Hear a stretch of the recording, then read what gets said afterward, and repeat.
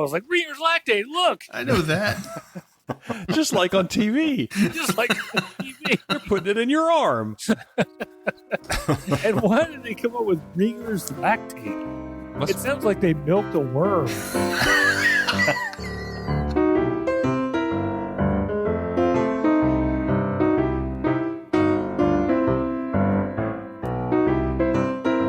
We need video too, apparently. I just read the other day how if you don't have YouTube, your podcast is never gonna take off. You gotta do video. Yeah, we're gonna So have to go down there's that road that. one of these days. I think we have more reasons than that, but No, that's it. That's the one reason. That's it. That's it. We don't have YouTube. That's why. Okay. And I'm pretty sure you can put Explains anything it. on YouTube and people will watch it. So, probably make a lot of money just shooting the bull. We don't even need a topic. We can just video ourselves, put it online. Pfft, money comes rolling in. I have to have subtitles for millennials, like shooting the bull, to explain what Oh, right. Exactly. that means for the And, younger generation. Tying one on 3 sheets to the wind. Yeah. Right. They're never going to get that. But we'll put the subtitles in their language, whatever their vernacular is that Right. we don't understand. Yeah, we'll put exactly. it. Now that would be funny. You know what? The new phrase, I just read this in the Wall Street Journal, and they're on the cutting edge of what the kids are talking about. Riz. He's got Riz. That means charisma. Oh, I like it. He's got Riz. Adam Levine does not have Riz, but some other people have crazy Riz. That makes him sus. Sus is another one. That's a little older, maybe. but Suspect. makes him sus, I would think. Yeah. Who has Suspect. crazy Riz? Oh, let me go look it up. Is there a list? You have to.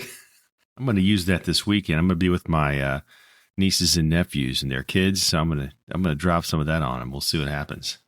Yeah, they love that. Yeah, the dictionary's full of words, and we got to make up more. That's right. Get off my lawn. And the T is not silent. It's not important. It's important. The T is not silent. There T is is no important. There It's is incredible how many people make it to television and still can't say important. There is no grammatical rule that says the T is silent. There are lots of grammatical rules. There are 2 T's. The first is silent. That's how that goes. So. Important. Important. And this is where Steve somehow magically gets us into the topic of the day. You know what? Good luck with that one.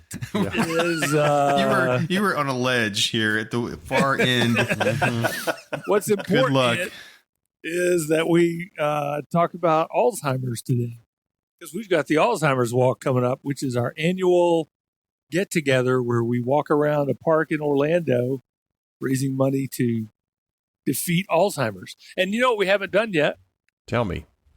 Hey, everybody, this is the Williams Brothers Podcast. I'm Gar. Steven. I'm Neil. I'm Shaler. There, we had to do that. Okay. Ooh, we almost forgot to do that. I know, we Right, could have gone yes. through the whole thing. And then, But when we start doing this in YouTube, we will have these little 15-second bio things of us doing cool things, and then our name Yeah. will come up. You know, like Okay. like a sitcom. I like I like I'll that. be playing tennis or something. And Right. No, right. All That's the stuff that we perfect. don't do. The Yeah. That's right. Like an old 80s sitcom kind of thing. Yeah, and then we're all in a Yeah. fountain. Like there's a fountain, and we're all playing in the fountain. Right. There you Jumping go. around. Like friends. Like friends. Perfect. I'll be a lifeguard saving someone at the beach, you know. No, that's really good. We should do that completely, totally do that. There's no, I mean, that's got to happen. Neil climbs out of an F1 car. I was just thinking. you know, I was just thinking. I'll have to go to a museum somewhere and find an F1 car or a fighter jet or something to climb And the out SWAT of. theme, like the SWAT theme The- playing in right. the background. Yes. Right. I remember when the show SWAT came out, that TV show, Yeah. I Awesome. recorded the theme song off the TV itself with my little tape recorder, and then I would play that and run around with the gun. Or we would just run around with a toy gun doing that. Na-na-na, na-na-na. Mhm. And that was, just doing it over and over again. And that somehow made it cool. Cool. I They don't know. drive around in that large black panel van, come Right, racing exactly. out of the back. Back doors fly open, out they come. Ready to take out Anybody. You guys have Wii TV. Adam 12 is still Yes. on like Wii TV, so it's Yes. awesome every once in a while. Yeah.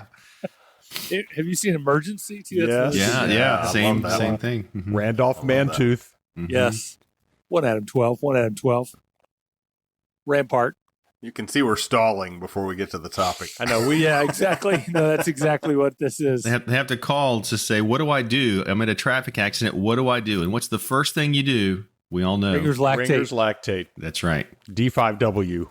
But it's just a headache. Doesn't matter. Doesn't matter. Ringer's lactate. Saline solution, and I can't remember what else is in Ringer's lactate. I looked it up because Dawn was getting it before surgery. I was like, Ringer's lactate, look. I know that. Just like on TV. Just like TV. You're putting it in your arm. And why did they come up with Ringer's lactate? Must, It sounds like they milked a worm. must be the guy, right? Must be the guy's something. name. Ringer, maybe? I would think. Yeah, it must be. All I don't right. know. Well, now in an effort to continue the stall, I'm going Yes. to look up Ringer's That's what I did. lactate. What is Ringer's lactate used for? Just about every car accident.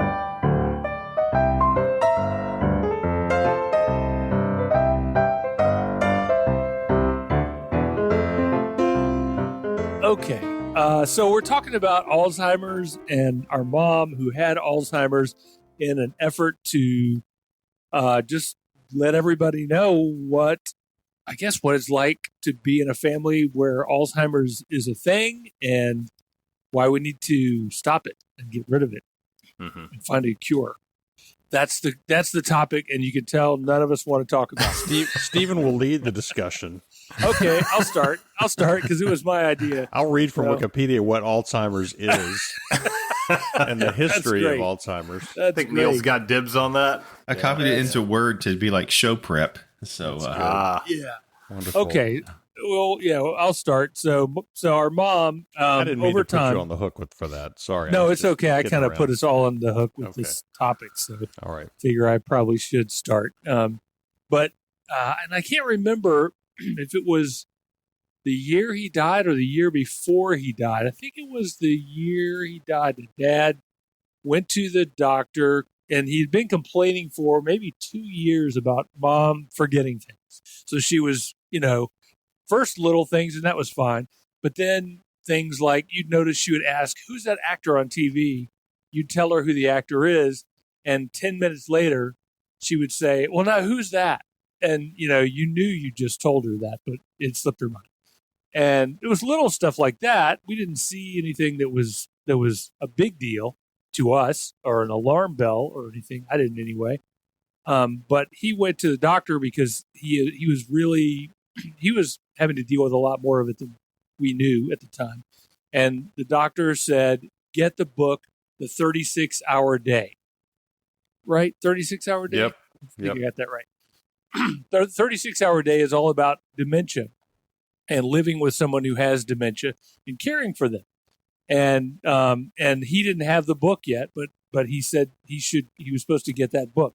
So I right then ordered him the book, ordered me the book, and it's a big long book of things that happen if you have dementia or you have a loved one who has dementia, and it covers everything. I mean, like advanced dementia, things like not being able to remember to how to brush your teeth, or many, many other things. Anyway, he had the book, but then unfortunately he got sick pretty rapidly thereafter, I think, and passed. And after he passed, when he was sick, Neil and I, and probably others, noticed that mom was disconnected from him. So he was in a bedroom in a hospital bed. He had, we thought, 3 months to go, but things were progressing much more quickly than that.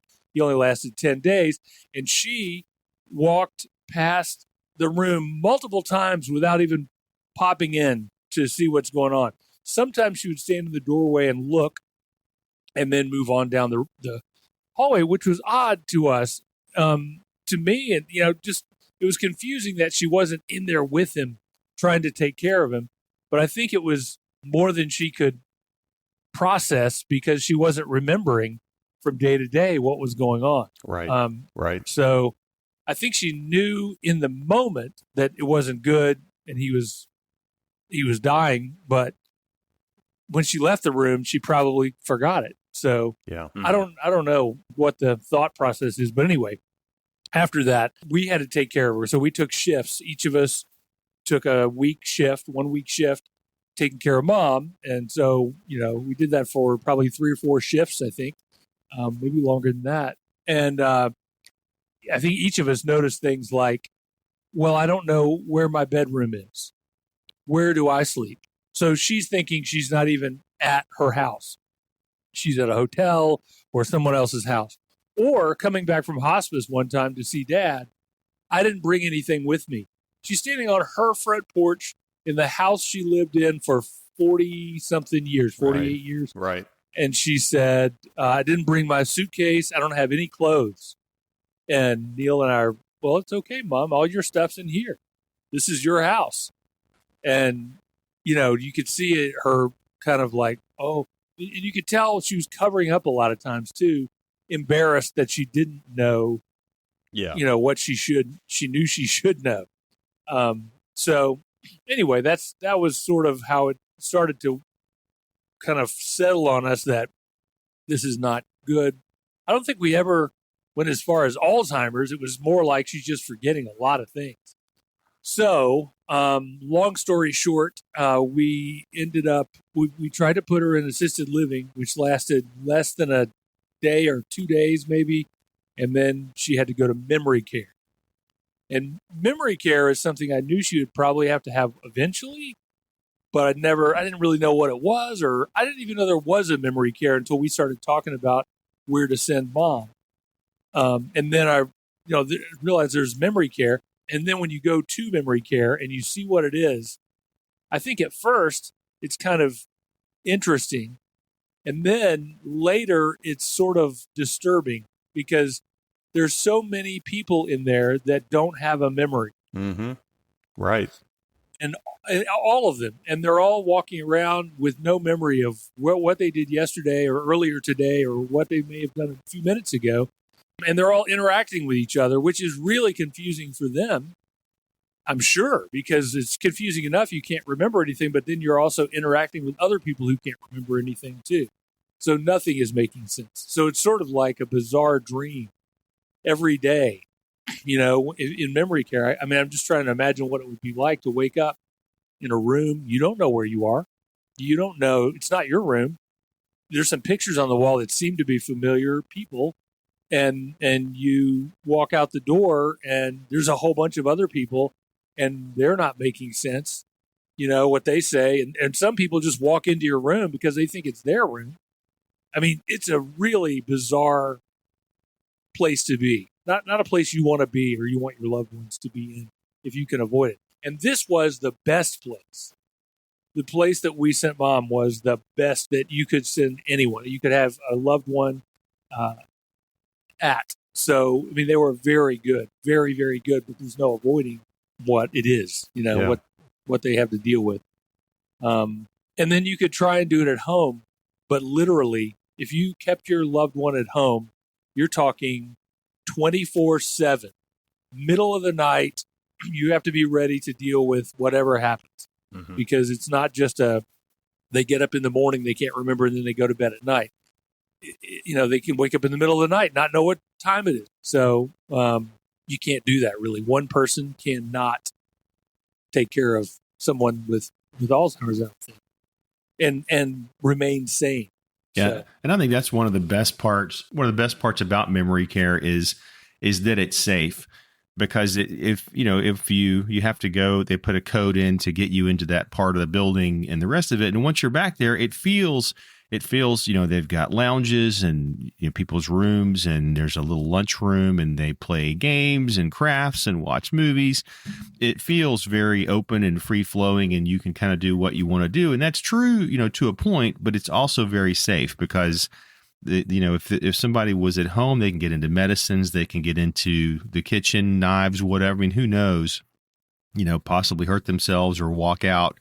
But at least in this facility, under the guise of it's a nice, open, free place, it's also a secure place that keeps them safe. And that becomes crucially important because, to your point, to have her at home at the point where she was, someone would have to be with her and attending to her 24 hours a day. There'd be no other way to do it. And the house would have to be made, safe. Right. What are some of the early signs that y'all saw? First thing was coffee. Mm-hmm. She made coffee multiple times a day, every day. So she knew how to make coffee. But she would be standing in front of the Keurig, which was just a hot water machine for her because she drank instant coffee. So she would stand in front of the Keurig with her cup in her hand and not know what to do. And if Dad were there, he would lean forward in his chair, notice her standing there with the cup, get up and come help. We would have never known that she had a problem with that. But when he was gone, she stood there with the cup trying to figure out the microwave or the Keurig and what are the steps? Like, how does this work? Mm-hmm. She didn't know how to make her coffee, which is hot water, put in some instant coffee and stir it up. I mean, those were the steps that she could not recall. So there was that, which, I mean, it didn't make me think Alzheimer's, but it made me think dementia, definitely. Something's wrong. And the other thing was, at night especially, she would walk into the kitchen and then stand there and not know how to get to her room. Mm-hmm. And she would say, now where do I sleep? Where's my room? And I can remember many times where Dad would be sitting in the den with us. He would look into the kitchen, get up and go in and say, do you need some help? And at the time it seemed, he's helping her with whatever it is she needs help with. But now I know she probably didn't know how to get to the bedroom. Yeah, the coffee was the first one too. We were there, I don't know, a month or so before on Dad's birthday. We happened to be in town, and I remember Mom was in the kitchen and she was making I don't know if she called out to Dad or what it was, but Dad commented, yeah, Mom's kind of forgotten how to make her coffee, and sure enough, go in the kitchen and it was exactly what you said. She's standing in front of the Keurig and the microwave, and I think sometimes she'd heat her water in the microwave, so maybe that decision was something that she had trouble with, but once she got the water heated, then it was back on track and she was fine.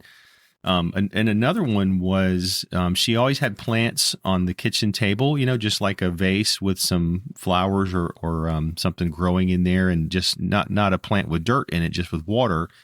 And part of the routine was to put water into the vase with the plant in it. Mm-hmm. And she would do that. Maybe a few times a day, but not really looking at what she's doing. So fill the vase up, pour it into the pot or to the vase on the table, and it overflows everywhere, and you got to clean it up. So just little things where this is the routine and what you do, and kind of going through it, but not fully engaged. And to your point too about when it was time to go to bed or time to do things around the house. Where she lived for over 40 years, just confusion about where things were and how things worked. And another behavior was, if Gar and I were in a room talking and Mom was curious what we were talking about, she would kind of stand outside of the room and listen. And I read in that book that you mentioned, they do that to try to get context for what's going on, to try to catch up and say, what's going on that I should know about, and to try to stay engaged that way. Saw that kind of frequently at that point. I think for me, and it's kind of looking in hindsight now, right? So before Alzheimer's, before Dad got sick, all that, I would notice that, after dinner, she would inevitably go into the kitchen and get some ice cream. And she would always say, hey, we have, vanilla ice cream in here if anybody wants some. And then, 5 minutes later, 10 minutes later, hey, we have vanilla ice cream in here if anybody wants some. And, we'd kind of giggle about it. And it was little things like that, I think, that she had forgotten she had said.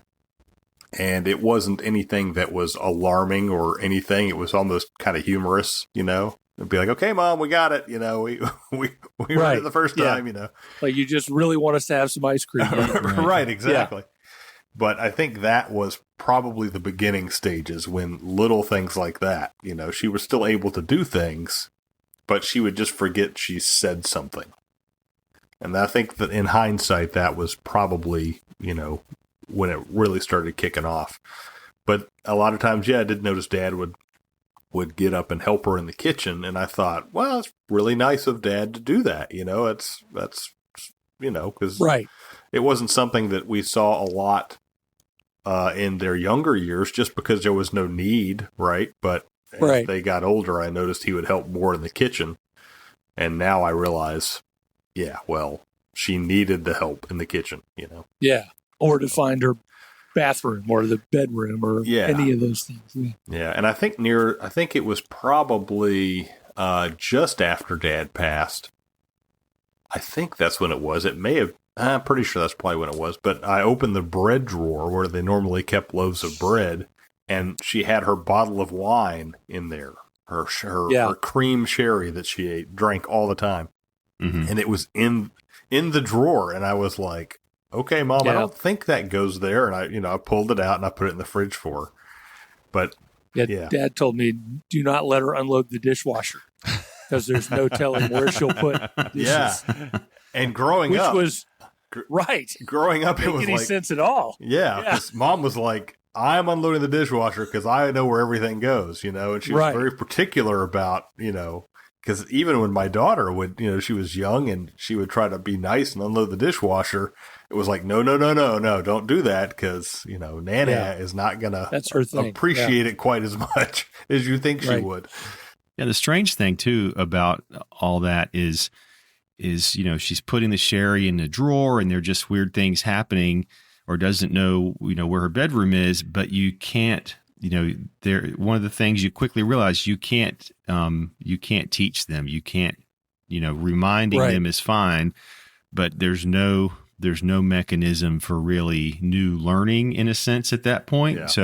So you can say it or you can explain it, but just know it's not gonna stick, right? What do you got, Gar?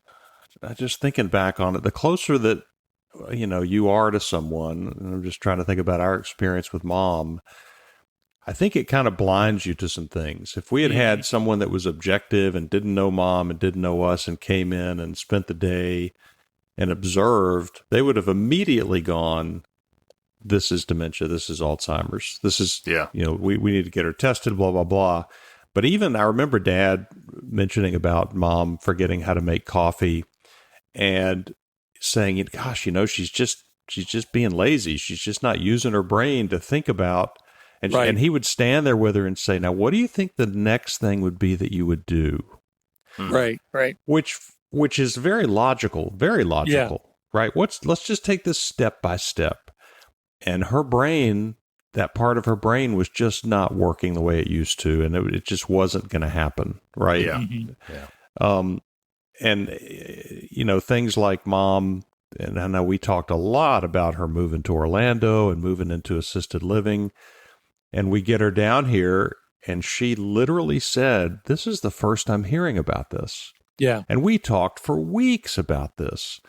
And I'm thinking at the time, I can't, are you just saying that because you want to get out of it now? Or nope. As far as she knew, this was the first that she had heard about it. Yeah.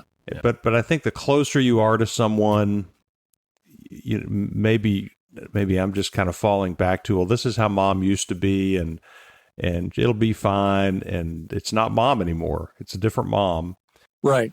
Yeah, and it's funny. I think there were days when living there struck the chord with her that she was at the University of Alabama, and because it felt that way. So sometimes, especially early on, you'd go to visit and she would have stories to tell and things had happened and didn't seem in any sort of, distress at all. And we had a phone in her room for a while and we could call her. And, and so there were some really good memories, during that time. And of course it's always in the moment, you're talking with her and she's happy that you're visiting and happy at the stories that you're telling. And then, the next day, if you call back, it's, it's like you never talked before then, but it's it's all about that moment. And that's what you end up sort of living for in that situation, is for just those moments. You got to treasure them.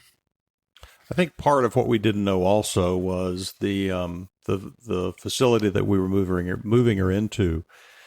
They did like a 30, I think Neil was on the call. They did like a 30-minute assessment over the phone during COVID. And my assumption, at least, was they know what they're doing, and they did know what they were doing. But with the assessment, they weren't able to really see Mom's true condition. And my assumption was, well, she's going to move into this place, and there are going to be nurses all over the place that are going to be helping her with all of this stuff, right? And it's great that she can live in this apartment, and it was a nice little apartment and had a view of the lake and everything. But my assumption was there'd be people there to help her a lot. And what I didn't realize is that's not the case with that, particular assisted living situation. So there was a bit of a disconnect of understanding of what they provide at that level versus what I felt like she needed at that level. There's part of me that is, and don't get me wrong, I love that place. I love the people that work there. Man, they're just angels. They took care of Mom in a first class way, and we got to know them and got to be close with them. But it felt like there was such a rush to get her into the facility and kind of sell the place that the assessment might have, and it might have been hard too during COVID. I know I'm trying to, give a lot of grace here, but might have been hard to really do a good assessment and say, this really seems more like memory care. Yeah, they seem to depend more on what we said, or no, what she said. Yeah. Right. In the interview than asking us, and even what we would have said wouldn't have been as bad as what the actual condition was, because we didn't understand it either. Right.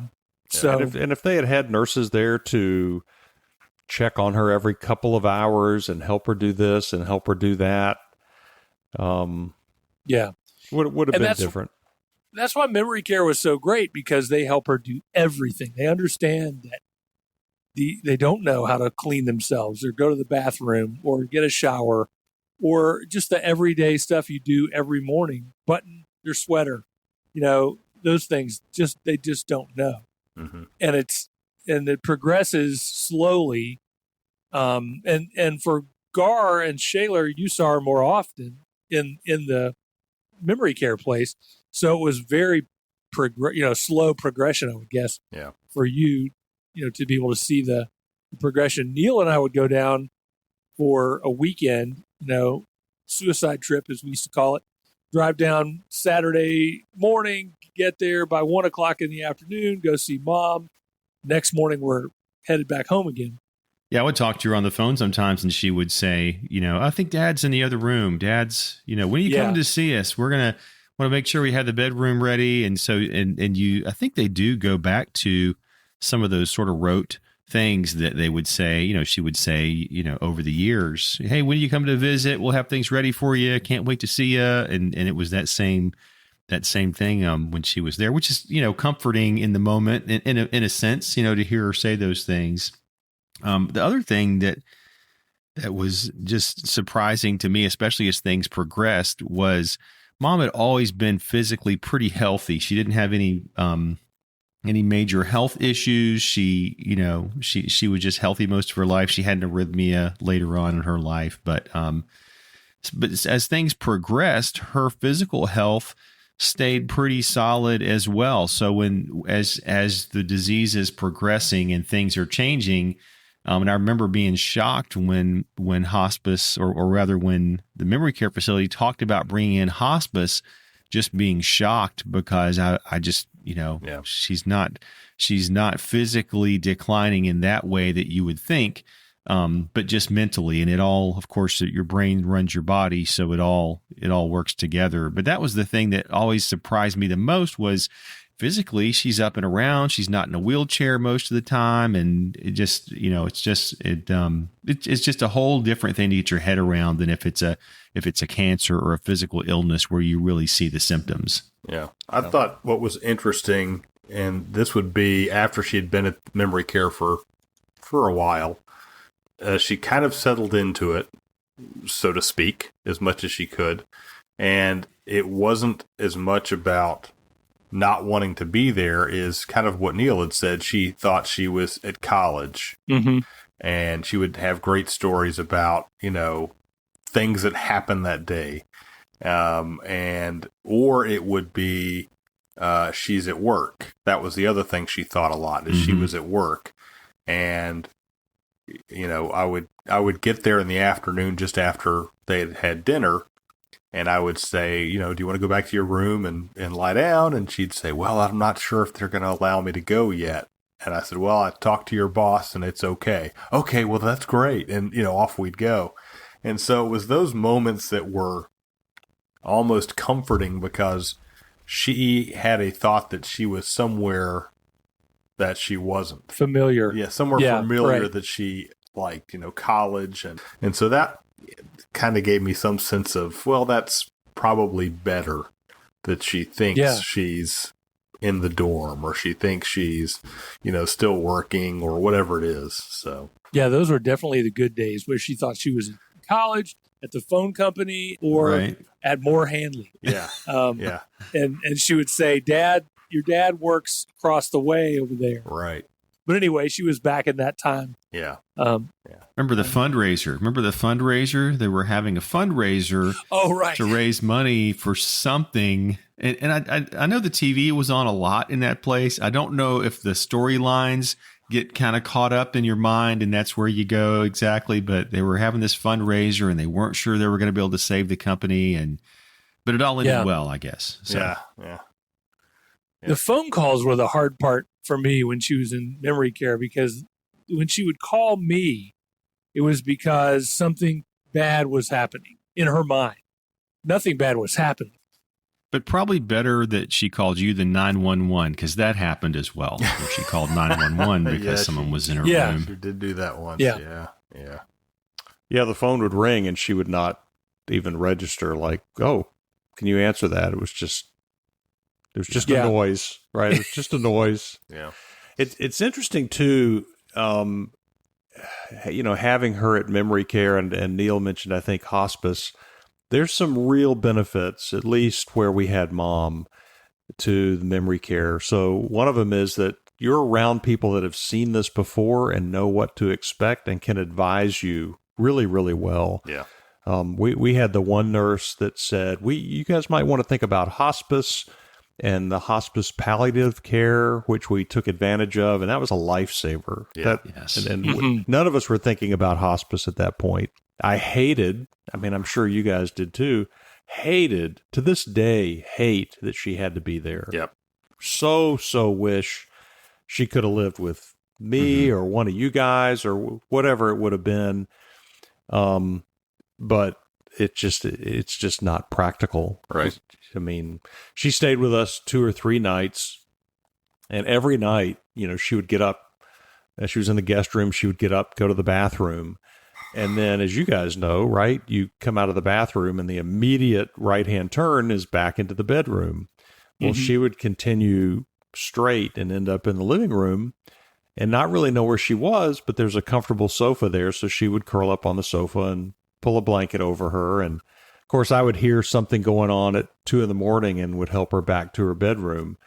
But you can just imagine maybe what Dad was going through. Yeah. Right. Over the years, and Mom wandering around or whatever it is. And then, of course, as he got sick, it was just not, it was getting harder and harder for him to take care of himself and her at the same time. Yeah. So as much as we hate having to put someone in memory care, there's some real good things that can come out of it for that person as far as quality of life. Yep. Yeah. And I think there were at times she would not be feeling well, or something would happen and her behavior would change. And, to your point, the staff there would recognize it and say, she's not taking her medicine and she's usually very compliant. Let's get her checked out and see what's going on. And that was always great to hear. This came up, we took care of it. Just want to let you know that is as good as it gets. Yeah. Right. And they have a lot of experience with it. So they know, anything that could have happened, they've seen. And so they kind of know, okay, well, this is the stage she's at, or, this is nothing. This happens to everybody and it's going to pass, or, they understand the process much better than we would ever understand it. Yeah. For us, knowing where you are on that road is very tough, because you know where the road's headed, you know where it ends up, but you don't have those mile markers. And so for them to give you, we're starting to see this, and this is kind of a normal thing that happens. That was pretty helpful. Right. And for them to know on the hospice subject, when to call hospice in at that, because, I agree with everybody else who said it. We thought it was pretty early to be able to do that, but it was sort of like, well, they can offer a lot of things once if hospice can become active in this process, they can have somebody there even more often. So they had a hospice person there very often there to see mom and make sure that everything was good. They provided a hospital bed for her instead of the regular bed that we had for her, because you put your own furniture in their rooms in memory care.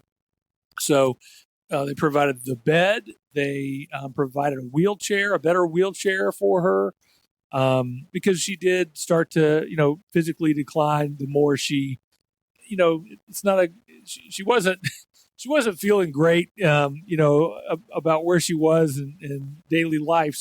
So she sort of, I think, when she went to memory care, physically started to break down slowly but surely, over time. That thing they say about the long goodbye is so true too, because it is so gradual, and then at some point you kind of realize this isn't really mom. This is just sad, disease. and the sooner that she can get away from this disease, the better. The better. Yeah. And I think I'm sure we all knew, right, that she's not going to get better. Yeah, right. But it wasn't until we talked to that nurse and she, in a very gentle way, talked about hospice and helped us realize she's not going to recover from this, which we all knew. But when you bring in hospice, you're kind of putting a stake in the sand at that point and saying, okay, now we're planning on her not getting better. It's not just that maybe it'll happen. Yeah.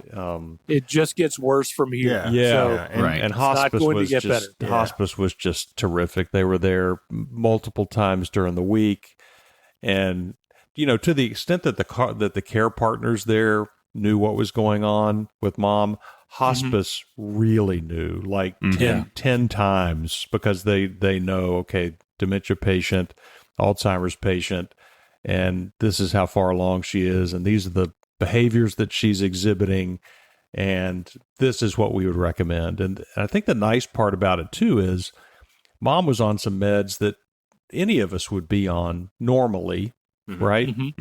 But toward the end of life, you're not trying to sustain life anymore. Right. Hospice is trying to keep them comfortable, and that's exactly what mom needed. Yeah. In her 80s with advanced, moderate to advanced Alzheimer's, she needed to be comfortable. Yep. And so whatever that means in terms of medicine, not drugging her out of her mind, certainly, but let's make sure she's not in pain. Let's make sure that she has what she needs. Yeah. Whatever that is, to help her be comfortable for the remaining however long she's got. And that made all the difference in the world. Yeah.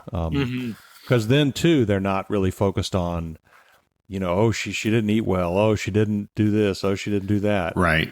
Well, that might be okay. Right. Right? Instead of, we got to get her to eat. Do we need to give her an IV or something? Nope. Yeah. No, we don't have to do any of that.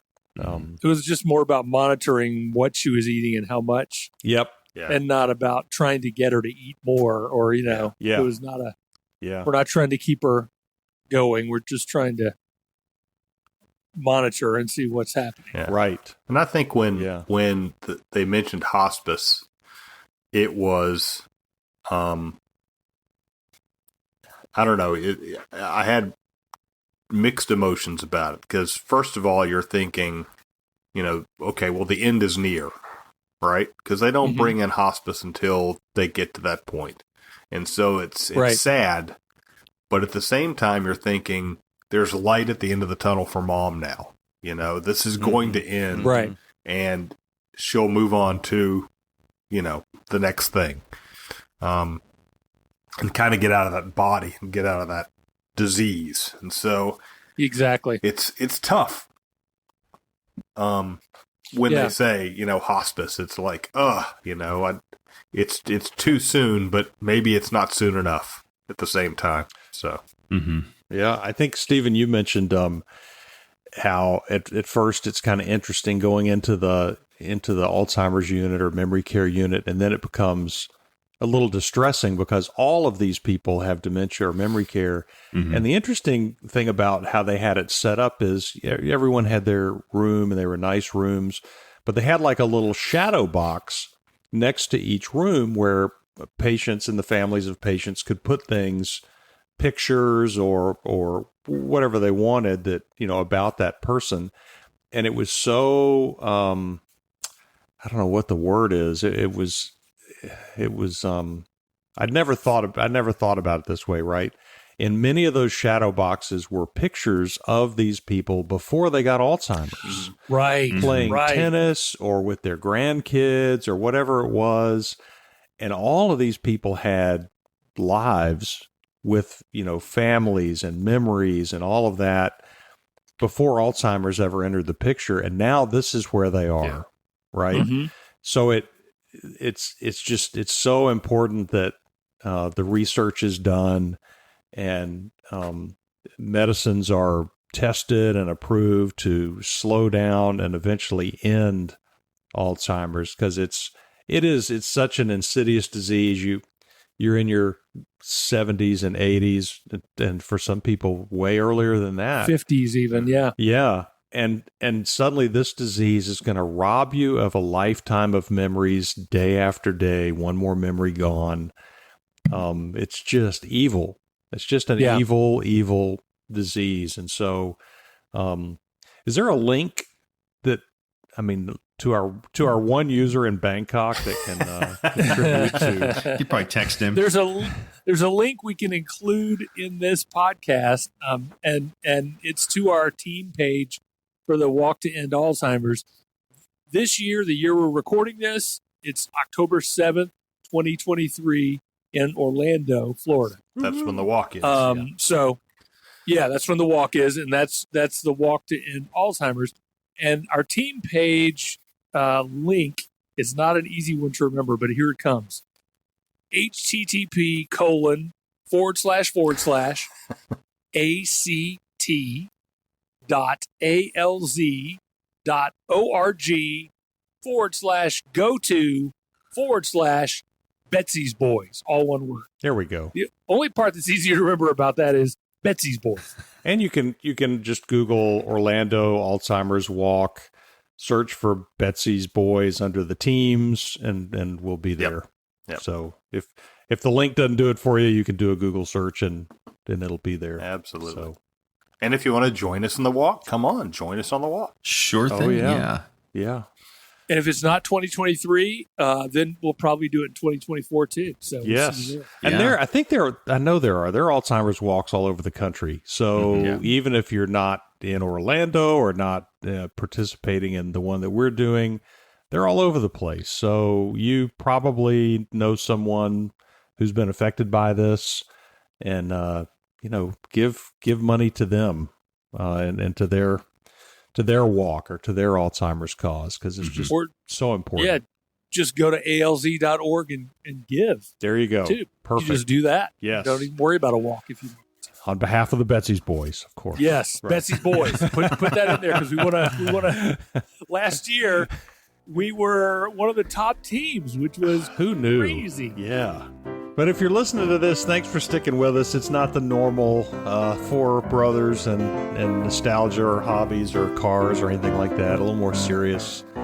Yeah. And we will we'll be a little more cheery next time. But this is an issue that's super important to all of us, and would appreciate your support. Absolutely. Please. So thanks for sticking with us.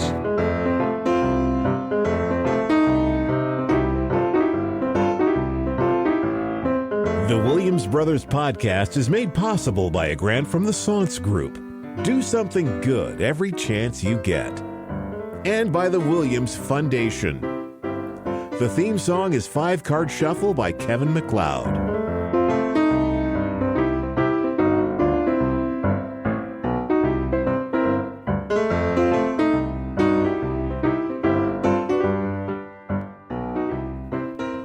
I'll just go on record. If I get it, I'm just going to go to the beach and take a really long swim. That's me too, man. Yeah. I'm going to get a little boat. I'm going to paddle out and go for a swim. Yeah. Actually, we decided we're going to get a lot of tequila and some margarita mix in a cooler and a radio or something to play some music, like a boombox or whatever. Or, that's what I'm talking about. A Bluetooth speaker. And A record player. a record player, Right. phonograph. Yes. Phonograph. And get out there, maybe an 8-track. Get out there and just row as far out as we can go. Just keep on going, keep drinking those margaritas, and we'll probably never come back. There you go. Yeah. Love it. We can edit out our death scenarios. I think that Our would be suicide It's not too bad. We might all end up in a different kind of facility. That's right. Under 24-hour watch or something. Maybe there'll be a cure. We don't have to worry about that. That's Right. right. We were telling one of our friends that last Saturday, she was flying through Atlanta, and we were all talking about what if we got Alzheimer's, what would you do? And we were talking about rowing out with the margaritas, and she said, with my luck, I'd wash up on the beach the next day.